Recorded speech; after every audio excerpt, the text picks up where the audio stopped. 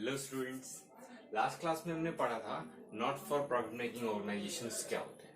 ठीक है, और उसके बाद में लास्ट में मैं ये बता के गया था कि इसमें 3 अकाउंट्स बनते हैं at the end of the year. कौन कौन से 3 अकाउंट्स बनते हैं? सबसे पहला रिसिप्ट्स एंड पेमेंट अकाउंट, दूसरा इनकम एंड एक्सपेंडिचर अकाउंट और तीसरा बैलेंस शीट। ठीक है, तो आज हम रिसिप्ट्स एंड पेमेंट्स अकाउंट के बारे में थोड़ा और जानेंगे, या यूं कह लो पूरी तरह जानेंगे कि रिसिप्ट्स एंड पेमेंट्स अकाउंट होता क्या है, इसमें क्या लिखा जाता है, कैसे लिखा जाता है और क्या क्या नहीं लिखा जाता है। ठीक है, तो सबसे पहले 2 चीजें मैं इसमें बताना चाहूंगा जो मेन हमें ध्यान में रखनी है।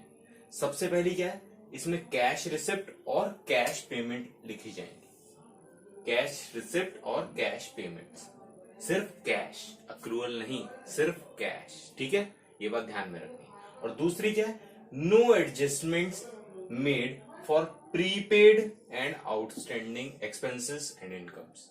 जितने भी prepaid, outstanding, accrued, in advance, ये सब जो भी होता है इसमें उसकी एडजस्टमेंट नहीं होगी। जैसे आएगा वो एज इट इज लिखा जाएगा, उसकी एडजस्टमेंट करने की कोई जरूरत नहीं है इसके अंदर। ठीक है, जो कि हम नॉर्मली फाइनेंशियल अकाउंट में पहले करते थे, प्रॉफिट एंड लॉस वगैरह में उनकी एडजस्टमेंट होती थी, लेकिन इसमें उसकी कोई एडजस्टमेंट नहीं होगी। ठीक है, अब बात करते हैं इसका फॉर्मेट क्या होगा। अब आपको स्क्रीन पे इसका फॉर्मेट दिख जाएगा जिसमें बहुत सारी चीजें हैं। देखो, स्टार्ट होगा इसमें बैलेंस से। हर अकाउंट बैलेंस से स्टार्ट होता है। ठीक है, कोई कोई नहीं होता, लेकिन मेनली ये बैलेंस से स्टार्ट होगा। क्यों? क्योंकि ये कैश से रिलेटेड है, कैश कुछ तो हाथ में होगा। ठीक है, तो ओपनिंग में क्या आएगा, to balance CD. Cash in hand है तो कैश इन हैंड, और अगर कैश एट बैंक है तो कैश एट बैंक, अगर दोनों है तो दोनों, कोई दिक्कत नहीं। ठीक है, अब बात करते हैं नेक्स्ट। अब इसमें 4 चीजें आएंगी, ध्यान देना। इसमें revenue receipts, capital receipts, revenue payments और कैपिटल पेमेंट्स। ठीक है, क्या है ये? रिसीट और पेमेंट्स है। रिसीट में कौन सी 2 है? रेवेन्यू और कैपिटल, और पेमेंट में भी रेवेन्यू और कैपिटल। अब बात आती है रेवेन्यू रिसीट और कैपिटल रिसीट क्या होती है, मतलब रेवेन्यू और कैपिटल में जो कैटेगराइज किया गया है ये क्यों किया गया है, क्या अंतर है दोनों में। 11th में तुमने ये पढ़ी होगी terms, revenue expenditure, capital expenditure. ठीक है, ठीक है, मैं बता देता हूं। रेवेन्यू रिसीट कौन सी होती है? जो डे टू डे एक्टिविटीज से कोई रिसीट आई है मेरे को, नॉर्मल जो फीस होती है या नहीं होती है, एनपीओ की जितने भी, जैसे कि मैंने बोला ऑर्गेनाइजेशन होते हैं, क्लब्स टाइप होते हैं। ठीक है, तो जितनी भी डे टू डे इनकी इनकम्स होती हैं वो रेवेन्यू रिसीट्स में आती हैं, जो भी डे टू डे उनको मिलती जाती है। और दूसरी है कैपिटल रिसीट, जो कि बड़े अमाउंट में। हमेशा अगर याद रखना है कैपिटल और रेवेन्यू में अंतर, तो रेवेन्यू होती है स्मॉल अमाउंट की और कैपिटल होती है बड़े अमाउंट की।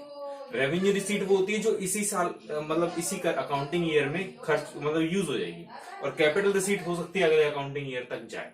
ठीक है, ये बात हमेशा याद रखना है। अब बात करते हैं रेवेन्यू पेमेंट की और कैपिटल पेमेंट की। ठीक उसी तरीके से जो पेमेंट इस करंट ईयर के हिसाब से regular day to day basis पे हम कर रहे हैं वो सारी क्या होगी? Revenue payments. और जो कैपिटल पेमेंट है वो कौन सी? बड़ी पेमेंट्स जो कभी कभी होती है। ठीक है, तो कैपिटल से रिलेशन यहाँ पे वही है, कैपिटल रिसीट्स वो जो कभी कभी मिलती है रिसीट्स, और कैपिटल पेमेंट वो जो कभी कभी पेमेंट करते हैं बड़े अमाउंट में। और रेवेन्यू रिसीट और रेवेन्यू पेमेंट जो डे टू डे बेसिस पे हमारी रिसीट्स और पेमेंट्स। ठीक है, अब देखो रेवेन्यू रिसीट में आता क्या क्या है। सबसे पहले सब्सक्रिप्शंस, जैसे मैंने बोला ये क्लब्स टाइप होते हैं। जैसे अगर स्विमिंग क्लब है तो उसमें सब्सक्रिप्शन होता है, या फिर गोल्फ क्लब है उसमें भी सब्सक्रिप्शन होता है। तो ये सब्सक्रिप्शन जो होता है, इसका अमाउंट जितना भी, चाहे अभी का, पुराना, बाद का, जो भी मिले वो सारा रिसीट में लिख दो। यहाँ पे लिखा हुआ है इसमें प्रेजेंट, पास्ट, फ्यूचर, कभी कभी हो, अगर मिला है तो लिख दो। एंट्रेंस फीस, किसी भी क्लब वगैरह में एंट्री लेने के लिए फीस होती है। ठीक है, क्लब, वो क्लब नहीं बात कर, नाइट क्लब की बात नहीं कर रहा मैं, नॉर्मली जो क्लब होते हैं स्पोर्ट्स क्लब्स। ठीक है, या फिर कोई ऑर्गेनाइजेशन जो भी एनपीओ है जिसमें मेंबर के हिसाब से बनाया गया हो, वहां पे एंट्रेंस फीस वगैरह होती है। जनरल डोनेशंस, जो normal donation day to day basis पे आते हैं वो इसमें आते हैं रेवेन्यू रिसीट में। इसके बाद आ गया एंट्रेंस फीस, फिर से लिखा है। जनरल ग्रांट्स जो होती हैं, नॉर्मल ग्रांट्स। ठीक है, ये सारी चीजें वही है जो डे टू डे पे, जैसे सेल ऑफ न्यूज़पेपर हो गया, old use sports material, sports club है तो और पुराना मटेरियल बेच के दो आया, वो भी रेकरिंग में माना जाएगा क्योंकि इसमें चेंज होता रहता है। ठीक है, इंटरेस्ट और इन्वेस्टमेंट, इन्वेस्ट कर रखा है किस एनपीओ ने कहीं पे, वहां से इंटरेस्ट आ रहा है तो भी रेकरिंग है वो। ठीक है, कॉन्सर्ट्स हो गए, लेक्चर वगैरह वो दे रहे हैं किसी चीज के। रिसिप्ट्स ऑफ फ्रॉम शो, कोई शो कर दिया किसी एनपीओ ने मिलके, तो उसका जो रिसीट्स होंगे वो सारी भी रेकरिंग आनी, क्योंकि ये शो करते रहते हैं क्योंकि डोनेशंस के लिए इनको करना पड़ता है। ठीक है, रेंट रिसीव हो गया, इंटरेस्ट रिसीव हो गया, मिसलिनियस रिसीट मतलब बाकी जो छोटी मोटी जो भी उनको मिल रहा है। ठीक है, तो ये आ गया रेवेन्यू रिसीट्स में। कैपिटल रिसीट्स में क्या क्या आ सकता है? Life membership fees. ये क्या हुआ? पूरी लाइफ के लिए एक ही साथ मेंबरशिप देती, ये बार बार तो नहीं आएगी, एक ही बार आ गई ना, इसलिए इसको कैपिटल में डाला गया। ठीक है, नेक्स्ट देखो, सब्सक्रिप्शन फॉर स्पेसिफिक पर्पज। किसी स्पेसिफिक पर्पस के लिए अगर सब्सक्रिप्शन किया है किसी बंदे ने, किसी ने बोला है कि मैं इतना पैसा दे रहा हूं, ये इसी काम में खर्च होना चाहिए, किसी और काम में नहीं, एक स्पेसिफाई कर दिया उसने। वो कहते हैं ना फंड बेस पे है ये, कि ये फंड सिर्फ इसी चीज के लिए। जैसे अभी हमारे प्राइम मिनिस्टर ने भी एक फंड रिलीज किया कि इतना फंड ये इन सब कामों, इकोनॉमी को अच्छा बनाने के लिए होगा, इन कैटेगरी को दिया जाएगा। ठीक इसी तरीके से ये, ठीक है, ये क्या है? Capital receipt. Donation for specific purpose, ठीक है, हो गया ये। Grant for specific purpose, same ये ग्रांट दी गई है किसी तरीके की। लेगेसीज होगी, लेगेसीज का मतलब ये होता है किसी जो कहते हैं ना परदादाओं से चलती आ रही है, उस टाइप से कुछ चीजें मिल गई है उनको लेगेसी में।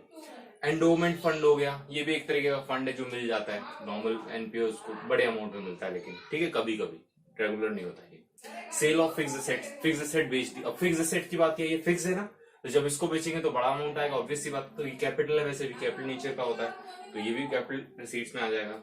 Receipt of on account of special fund, match fund, prize fund, ये नॉर्मल जो छोटे मोटे मतलब ये कहते हैं ना स्पेसिफिक है, जुड़े जुड़े हैं, बड़ा अमाउंट नहीं है इनमें, लेकिन ये स्पेसिफिक है किसी एक एक चीज के लिए, इसीलिए इनको कैपिटल में डाला जाता है, इसको रेकरिंग में नहीं डाला जाता, रेवेन्यू में नहीं डाला जाता। ठीक है, अब बात करते हैं रेवेन्यू पेमेंट की। रेवेन्यू पेमेंट कौन कौन सी हो सकती है? अब देखो, जैसे मेंबर्स है, काम तो कर रहे होंगे एनपीओ में, तो सैलरी देना होगा उनको, तो सबसे पहला क्या है? सैलरीज।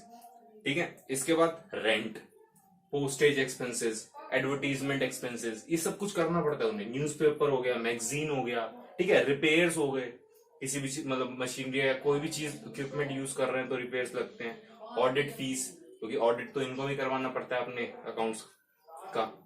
मेंटेनेंस एक्सपेंसेस, जो भी मेंटेन करना है उनको। इंश्योरेंस, ठीक है, सेक्रेटरी ऑनरेरियम, लेक्चरर्स। देखो ऑनरेरियम एक तरीके से वो कहते हैं ना, किसी ने लेक्चरर को बुलाया इन्होंने, उसको एक प्राइस के तौर पे फीस देना, मतलब उसको आप सैलरी नहीं कह सकते, उसकी ऑनर कर रहे हैं कि हमने मत खुशी से दे रहे हैं, वो वाली चीज है। ठीक है, लेक्चरर हो गया, कोई सेक्रेटरी को अपने सेक्रेटरी को दे रहे हैं। म्यूनिसिपल टैक्स हो गया, गार्डनिंग हो गया, इन सब के लिए जितना भी जो भी खर्चा है, price distribution, office expenses, expenses on show, miscellaneous payments, ये सारे किस में आ जाएंगे? रेवेन्यू पेमेंट्स में। क्यों?